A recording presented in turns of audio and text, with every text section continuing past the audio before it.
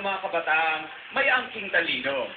Kaya pinatunayan ito ng mga GMA programs tulad ng Eskwelahang Munti, Tanghalan ng Kampiyon, GMA Super Show, That's Entertainment, at ng Starstruck. At syempre, ka-partner ng Artista Search programs na ito ay ang Artist Center sa pagdiskubre ng mga bagong TV idols na titingalaan nating lahat.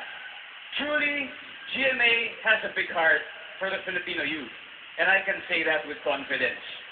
Ang susunod niyong makikita ay ilan lamang sa mga nadiskubre ng GMA mula sa Pinoy Popstar, Popstar Kids, Metro Pop, Next Big Star, at of course, ng Starstruck.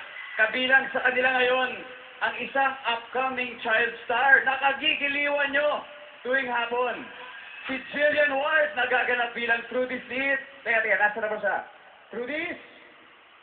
Trudis, nasa ka na ba? Diyan na po!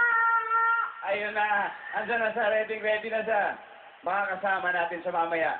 So congratulations GMA for continuing the search for new artists at sa pag-asang ibinibigay nyo sa mga kabataang naghahanap ng kanilang bituin sa mundo ng telebisyon.